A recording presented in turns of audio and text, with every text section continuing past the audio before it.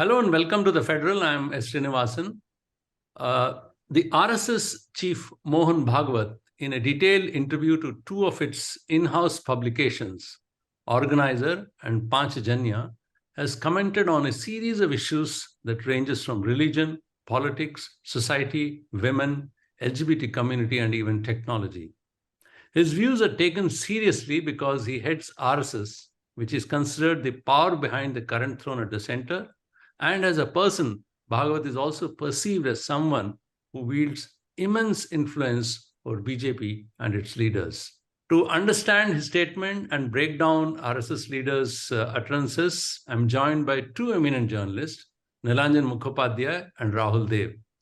Nilanjan has authored a number of books, one specifically on the Sangh called RSS, the Icons of the Indian Right. Rahul Dev is also a language activist and has been tracking the Sangh over the years. Welcome, gentlemen, to the special show. Thank you. Thank you. I'll start with, it's the same questions I'll ask both of you. I'll start with Nilanjan. Now, Nilanjan, how do you look at Mohan Bhagwat's worldview elaborated in the interview? Is it agenda setting for 2024 elections and beyond, or a reminder, because in 2025, RSS will be completing 100 years, or a reminder to the cadres that 2024 must be won at any cost, because while Hindu consolidation has happened over the last few decades, the objectives of the RSS are yet to be fully realized? Thank you, Srinivasan, for hosting this discussion. Very important subject, because Mr. Mohan Bhagwat's interview is actually less of a media interview and more of an evolved statement from the senior most leader of the Sangh Parivar. So for that purpose, it becomes as important as his 2018, a series of public statements which he made, in the course of a 3-day event, 3 or 2-day event at the Vigyan Bhavan in Delhi. So it's as important as that in terms of the time setting also. 2018 was just a few months before the 2019 election. And this statement this interview has also come, at a very crucial year leading up to the Lok Sabha election year in 2024. So it's a very important statement which has been well thought out, because you normally do not get the editors of the two Sangh Parivar organs to go to Nagpur and then interview in a fairly planned manner. The first thought which came to my mind is that, unlike in 2018, Mr. Mohan Bhagwat is speaking from a position of greater confidence. Right at the beginning, he makes these opening remarks. He also says that when I look at the present, those days of contempt and opposition are over. Today, we get boundless love and affection of society. Now, mind you that we are talking about 100 years of the RSS existence, but the bulk of these decades have been spent by being put in the doghouse, if I can actually say that word, always being looked at with suspicion, except among those who are the faithful. So that is over now. Very much the RSS and its affiliated are part of mainstream politics. Its thinking is also endorsed openly by a large number of people. I think this is something which is very important to take note of, because he's saying that willy-nilly people have started thinking like us. And this feeling will only get stronger with time. He also says that with the newfound acceptance has brought us resources, convenience, and abundance. Our social esteem has soared. These are very important points which have to be noted, that there is actually a greater amount of confidence which is visible in Mr. Bhagwat. It's also different from 2018 in a very, in the core area of the RSS and the Hindu nationalistic thought, that is as to how you define Indian nation and nationhood. The core issue of where exactly do you place the minorities, religious minorities, especially the Muslims in this country. Right. In 2018, he was speaking the language of inclusion, that he was trying to actually emphasize that if there are no Muslims, there cannot be Hindutva. Today, he is much more open to say that, that Hindu society is trapped in this 1,000-year-old war, and it is ongoing. And because of this war, it is quite naturally, it will be quite natural that we are, people are aggressive. He's also very clear about the fact that the Muslims are welcome to stay in India, but they must be here as part of the majority community's Muslim. So what is called, everybody in this country is a Hindu. He's said in the past also that there is no need for India to become a Hindu Rashtra or for the RSS to work towards it, because we are a Hindu Rashtra. So everyone is welcome to stay in this country, provided they accept also their Hindu roots. Hindu is not being talked only in terms of religion, but also in terms of, culture. Says that Hinduism is the basic core culture of this. This is something which comes across this interview also in several, instances. These are the few things which I noticed. I would also like to listen to Rahulji, who is Yes. a very knowledgeable about trying to read the nuances. There has been one question on which I am a bit perplexed as to why would he suddenly talk in terms of, after the Italian reunification, why does he have to mention the fact that Garibaldi didn't actually take on the leadership? Is that something to do with the internal shift in power equation within the RS Sangh Parivar over the last 8.5 or a decade that has happened? Yeah, that's a very interesting point, and I think you have laid the context. I want Mr. Rahul there to take on that. If you can just add one more thing to that. You're right to say that more than an immediate context, the interview seemed to be taking RSS journey so far over the last 100 years or so, and as it is heading towards its centenary. But one thing, he seems to be very proud of his organization's achievements against odds, which you outlined, but also seem to be slightly concerned about the allurements that accompany the laws of office. Is that a specific message to those who are ruling, or more a general statement of caution? If you can take this also with this question, and please. It's a very significant interview, no doubt about it. So I won't stress the point. Nilanjan has done it enough. I'll start from the beginning of the interview. So the first question makes it clear that this interview was 2 years in the making. It was scheduled to take place 2 years ago, but it could not take place because of COVID. So if we believe these words, which I do at least, there's no need for them to be sort of lying about it. So this is more in the context of the 100 years of RSS than the elections in 24. So far as the elections are concerned, he has been, and Nilanjan also said, he has been consistently talking regularly. Wherever he goes, he gives lectures, extended lectures. He leaves no occasion where he doesn't speak on these issues, whether it's launching of a book or anything. So he is one, I think, the most public speaking most of all the Sarsangachalaks. So there's nothing new that he's talking now. He's giving an interview. He's giving an interview to his own people, his own platforms. So that's why it's a long interview, an exhaustive interview. That's all. But what is more important, as you said, what he's saying, I'm with Nilanjan when he says that he's speaking with a renewed and a great deal of more confidence, self-confidence, bordering on arrogance than before. Right. In the very first answer itself, he says, "Hame samaj ka bahut sneh mil raha hai. We are getting a lot of affection from this society. Vichar ke liye bhi anukulta hai. There is a lot of favorable reception and favorable atmosphere for our ideology. और विश्व परिस्थिति भी उस विचार की ओर मानवता को धकेल रही है." Mm. This is a very interesting and intriguing thing to say. Mm. I wish he had elaborated on this. What exactly is he referring to? What is the word situation which is going towards the same ideology or the ideology of the RSS? What is it?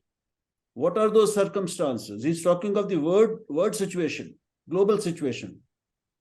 So what is it about the RSS ideology towards which the word situation is moving?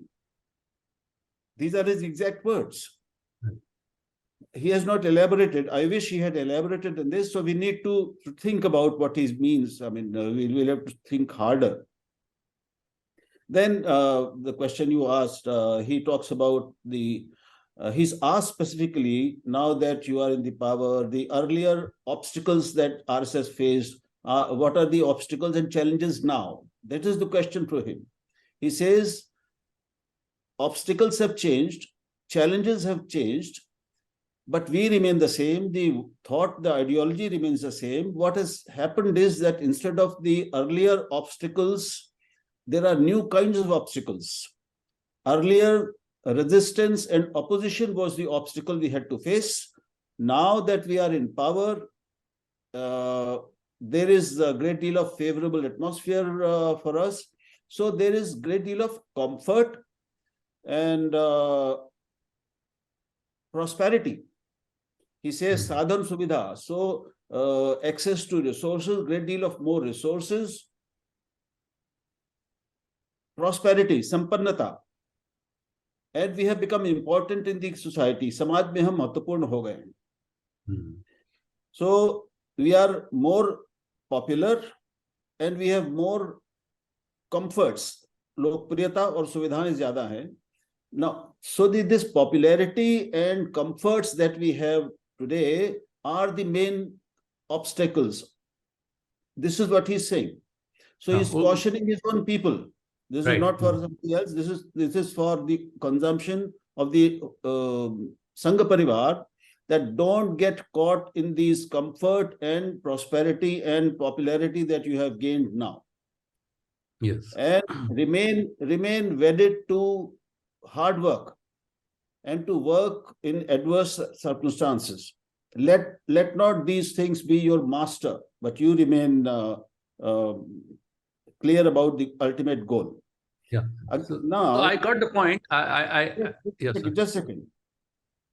You since you asked about the word view, yes, there's another significant sentence here in the same answer.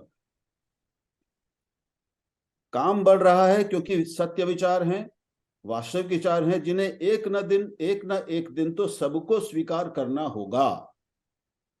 So our work is progressing because our work is based on truth, on reality, and everyone will have to someday or the other accept this, our worldview, our ideology. उसी के आधार पर देश का भविष्य बनने वाला है. The future of the country is going to be built on that. On what? On our ideology. And everyone will have to accept this ideology someday or the other. So we are not worried about it. Now, these are significant words. They're very powerful words for a person, for a head of an organization which is not the government to say. So this self-confidence is rather surprising. It's not a polite thing to say that everyone will have to accept our way, because this is the only way. Right. And he himself, when he's talking about Hinduism and the great merits of Hinduism, he says, we never say our way is the only way. Some others say, the Islam says, Christianity says, we never say, we say your way is your way, we have our own way, there's no contradiction. But now he's saying our way, our ideology is the only ideology, only way, and everyone will have to accept this. Yeah. I find it significant. I'll rest now. I'll come to more specific issues, but I'll ask a supplementary to this, to pose this to Nilanjan. Nilanjan, this triumphalous statement, such as, he says later in the interview, which is in the context of what Mr. Rahul, they were saying, that we have become Vishwa Gurus, or on our way to become one is understandable. If it comes from a political party such as BJP, if it says, its leaders say during election campaign or whenever they travel abroad and they say these things, one can understand. But how do you read Bhagavad feeling satisfied the world is now turning towards India for solutions? The fact, was this ever in doubt about India's place in spiritual traditions? We always seem to be leading in that philosophy for always internationally we are, India is known to be known for these things. But is he giving it again a new face, or it's again like Mr. Dev says, it's showing their overconfidence? No, I do not know, this thing about, overconfidence we have all agreed on. You were talking about Indian spirituality. The world has turned towards Indian spirituality for decades. That's because there's a certain amount of mystique towards it. What I find more important is that Mr. Bhagwat is talking about the world looking at the Hindu view of looking at environment. That is something very specifically which he says. He also says that the world is now looking at the Hindu way of looking at women, the place of women, place of family. Those are, I think, very important, that there is a certain amount of cultural endorsement from the world about the Hindu way of life, Hindu way of looking at various family or society-related matters. That, I think, is very important. What I also find very important, which we have to see, is that this continuous chain of thought, which is there right from the beginning till the end, is that the big question about the Muslims in India. Yeah. He starts out by saying that Hindu society has been at a war for over 1,000 years. Now, this is the same formulation which has been there at least for the last decade. The first time that this was actually put on the national electoral platform was by Mr. Narendra Modi sometime in sometime in 2012, when he was preparing for the third assembly elections, coining it as saying that 1,200 years of slavery, that we will ensure that this is erased. So 1,200 years of slavery, 1,000 years of Hindu society being at war, this fight has been going on against foreign aggression, foreign influences, and foreign conspiracies. He's also talking about that, and it is because of this that Hindu society has awakened. And it is natural, that's what he says, that those at war to be aggressive. So which means that he is no longer criticizing what he has done sometime way back in 2016, 17, and 18. That, there have been these occasions where aggression has boiled out on the streets and some Muslim has been beaten up because of the suspicion that he's consuming or carrying. Those instances, he's saying that this aggression is, understandable, but he's also saying that we need to control it. So there's a bit of a contradiction there. Yeah. He says that No, since no, this is a war, yeah. people are likely... Nilanjan, 1 minute. I just want to understand. You're right. He makes this statement and he uses a lot of war terminologies. He says, like you correctly said, Hindu society has been at war for over 1,000 years. Another quote is, the war is not against an enemy without, but against an enemy within. Yeah. And suggests sometimes fighting this war can get aggressive, although also this is not desirable. So Yet also the provocative statements statements will be uttered. So, these sentences, also, yet, provocative statements will be uttered. While cautioning, he seemed to be defending. Can you break down, is this dialectics? I mean, that's what I wanted. I think we'll have to look at it, by saying that there are these things which are likely to happen unless the Muslims do what he says towards the end. He says very specifically towards the end, let me get the exact thing. He says that there is no harm to the Muslims living in Bharat. If they wish to stick to the faith, they can. If they want to return to the faith of their ancestors, they can. Which means that if they want, they can return to becoming Hindus again. It is entirely their choice. But at the same time, Muslims must abandon their boisterous rhetoric of supremacy. That means that he is saying that every Muslim in this country, has a certain notion of supremacy. It's also saying, a way of saying that every Muslim in this country is either a Hindu Muslim or a foreign Muslim. There is nothing called an Indian Muslim. if you are claiming to be an Indian Muslim, that means that you have to accept that you are a Hindu first, then a Muslim later. And the Hindu first does not mean that you're by religion you are a Hindu, but by culture. So the culture of this country is Hindu, which is what makes this a Hindu Rashtra, and you're all citizens of this. So I think, the argument is that there is going to be this sense of aggression, there is going to be an overzealousness on part of the Hindu society. He also says somewhere that Hindu society has never been in such a position of strength.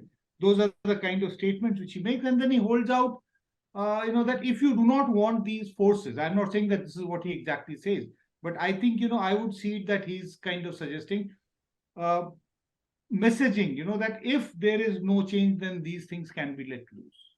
So the Muslims, a certain amount of pressure is being put. He's also once again flagged the issue of population imbalance and brought in the same kind of argument which has been part of the Sangh Parivar's rhetoric for several decades, that a time will come, if this is not checked, that Hindus will become a minority in their own country, which is demographically an absurd theory.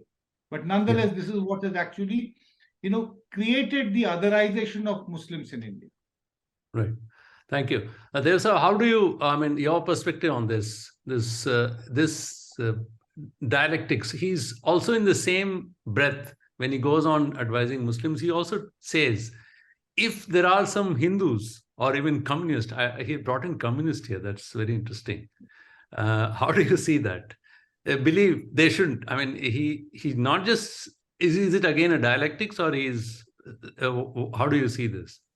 There's a lot of dialectics in this statement, lots of dialectics. One contradiction I have already pointed out. In the further down the interview, he says, we are not one of those who say others have been, Abrahamic religions have said our way or the highway, etc. But before that, he has said that everyone will have to come to our way. He's cautioning both his messaging, both his internal constituency as well as the outside societal constituency.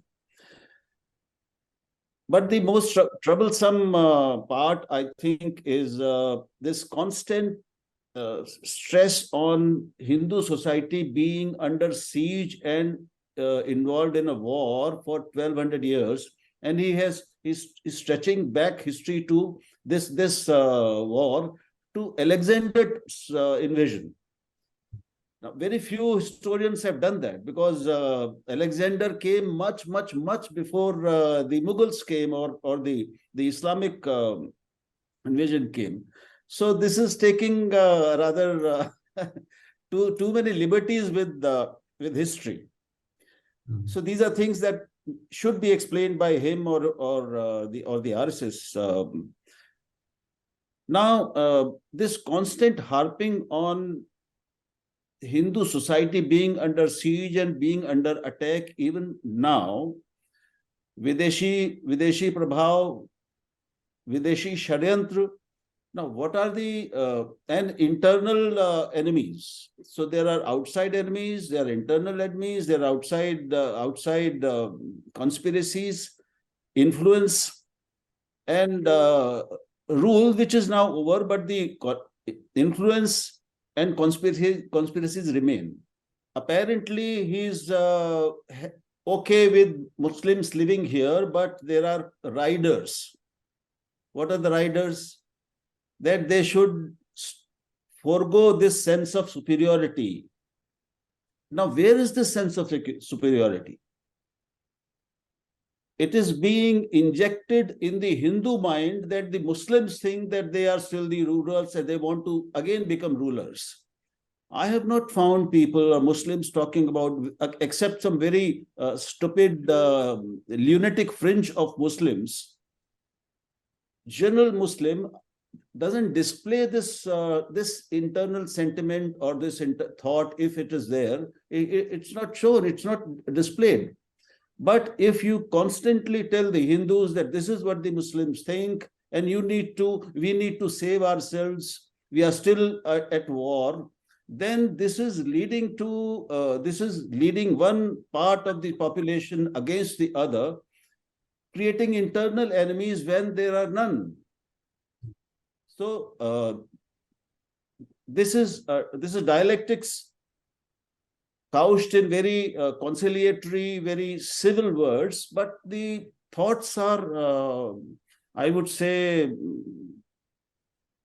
dangerous. They needs to be properly understood and answered, replied to. Because ultimately, what does it lead to? If you create fear in a community, in a society, the society is bound to become aggressive. He admits it. He says it's okay. People are bound to be aggressive if they are engaged in a war. They should not be so. He quotes the shloka from Bhagavad Gita, Nirashir Nirmamo Bhutva. But he says it's difficult for everyone. Everyone can't do this. So it's okay. Aggression is bound to be there.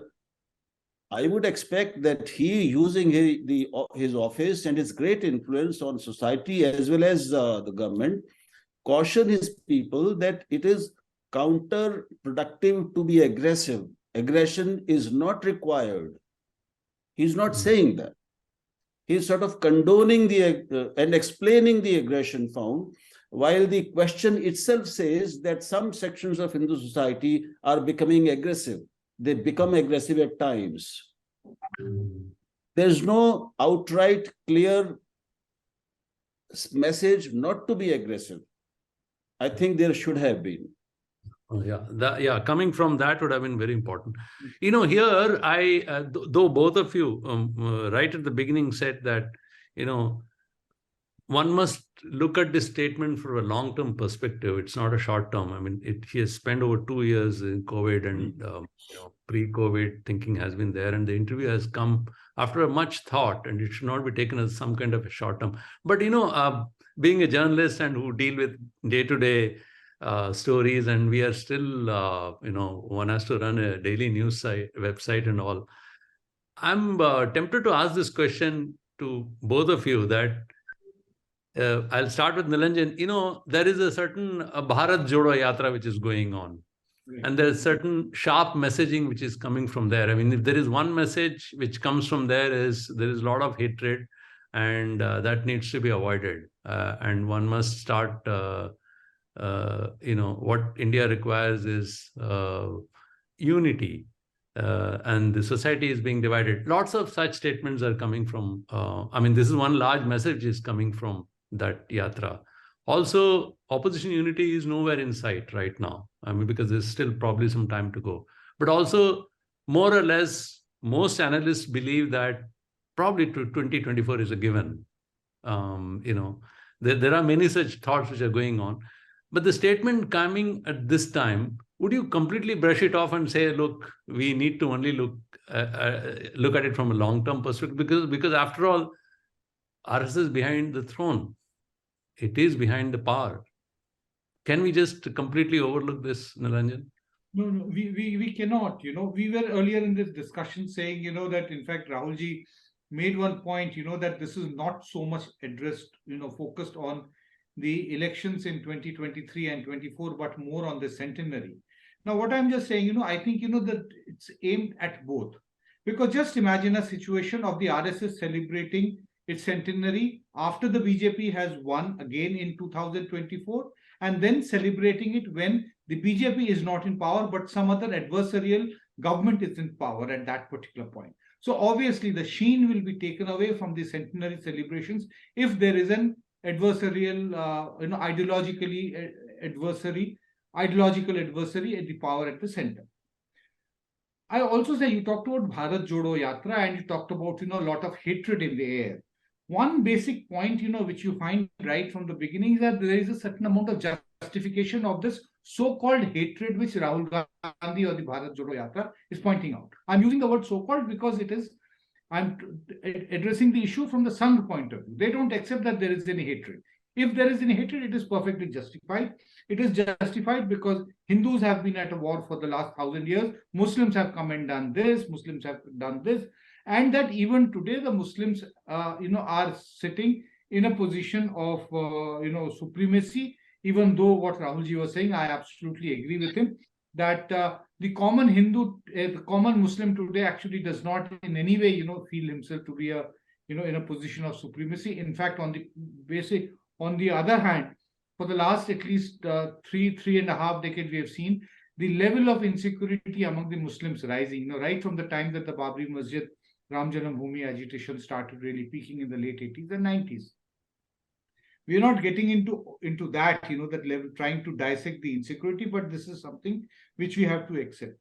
So I think, what Mr. Bhagwat is doing, he is addressing multiple audiences. He's telling his cadre that there is nothing wrong with what you have been doing. Don't overdo it. But yes, if there is provocation, if the Muslims don't learn how to behave.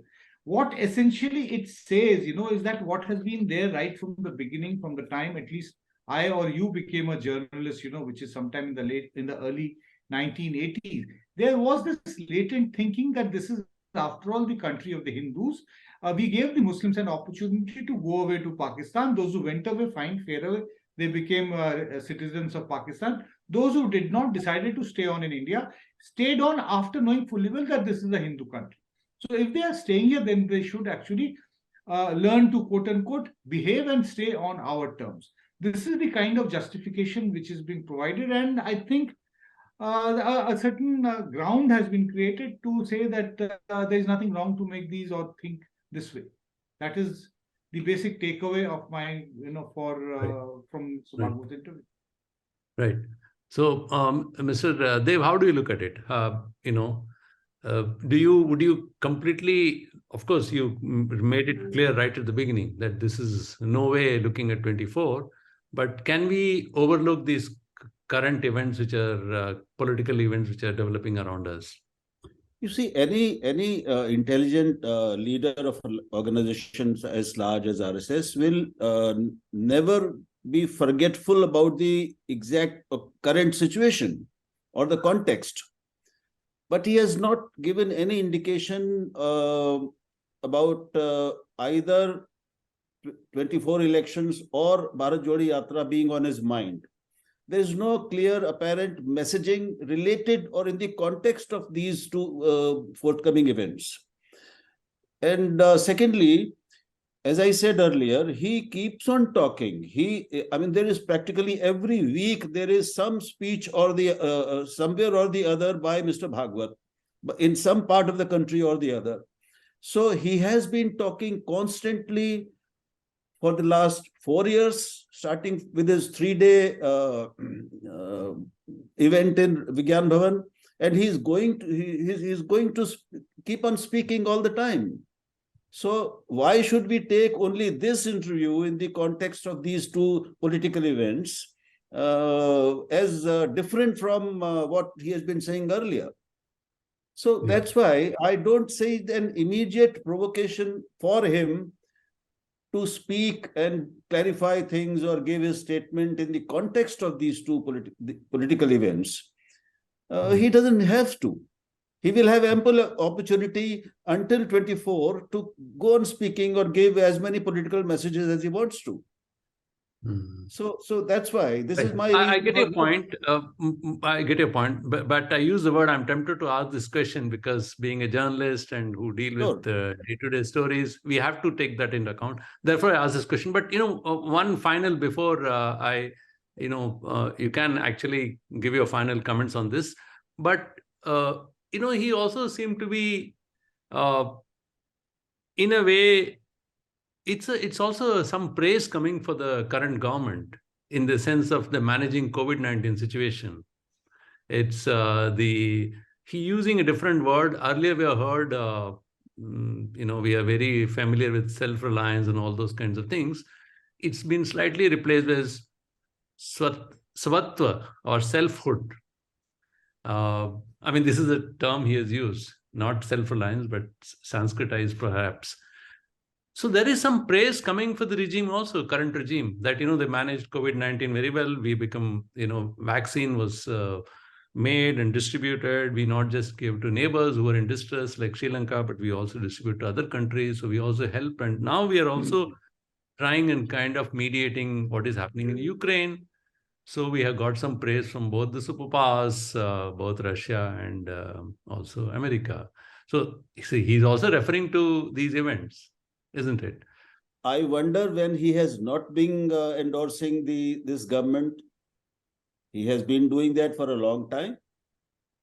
In fact, in this interview, his endorsement of the government is both in terms of tone and volume, much less than his endorsement and praise for this government on earlier occasions. And you will, and Nilanjan will bear me out. So there's no surprise, nothing new here.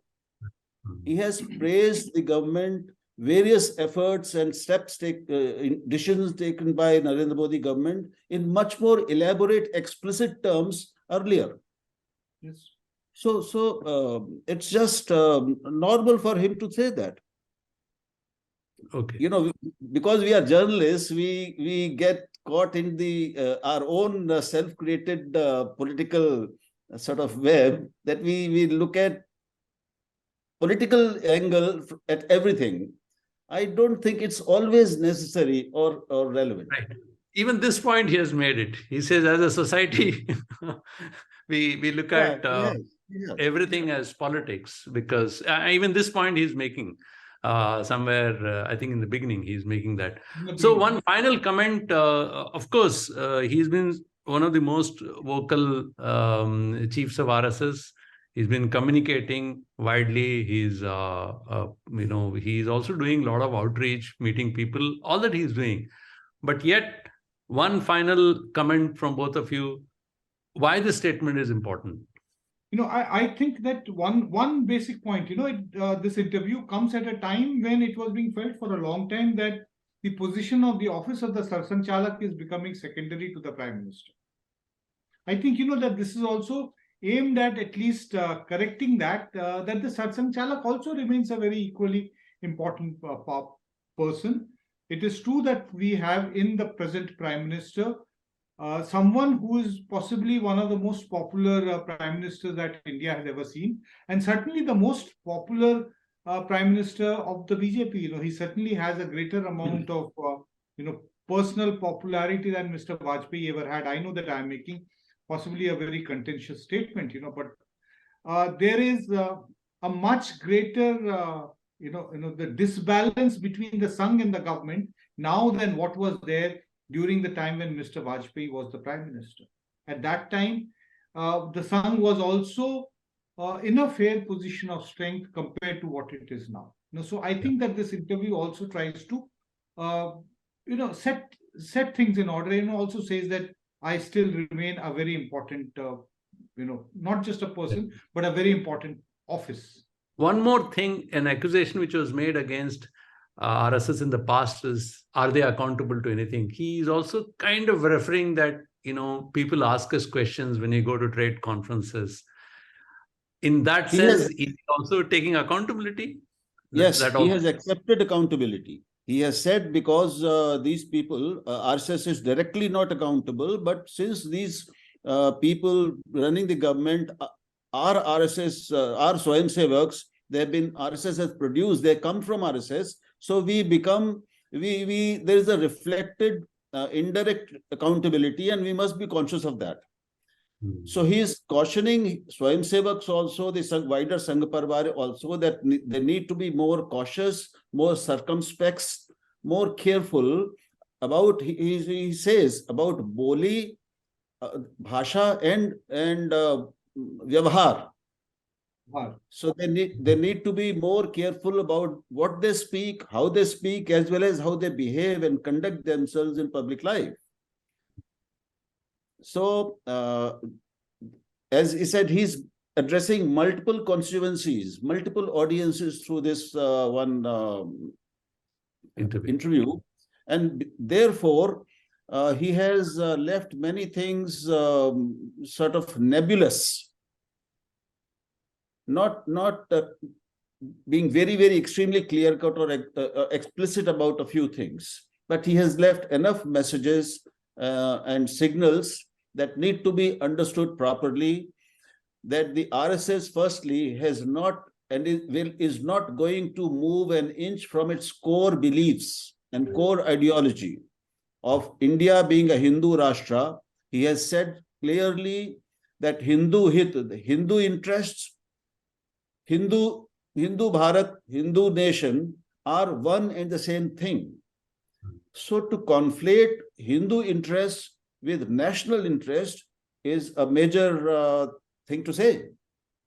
Because if the word Hindu and Hinduism, if the word Hindu was to be taken in its used in its original only geographical sense, it's a geographical, originally only a geographical sense, then there was no problem. But it is used in multiple meanings. It is geographical as well as it's cultural and religious. That creates problems. And he's clear. Yes. And he's clear that Hindu nationality is the same as Indian nationality. Hindu is the same as India or national. So these are original RSS. This is original RSS ideology. And he's not budging from there. And he's saying that we are not going to budge. Everyone will have to ultimately come to this ideology and accept this and live accordingly. So the message is pretty clear. Thank you very much. And he makes it very clear that our goal are decided. Only the route might have changed a bit here or there, but the goal is there. So he uses that also. Thank you, Mr. Rahul there. Thank Nilanjan for explaining this. I mean, what I clearly understand is this is a many-layered statement, and over coming days, we need to further read and understand the meaning of this and continue to look at various developments over the period of time. Thank you very much for joining me this evening. Thank you, Mr. Rahul. Thank you, Nilanjan.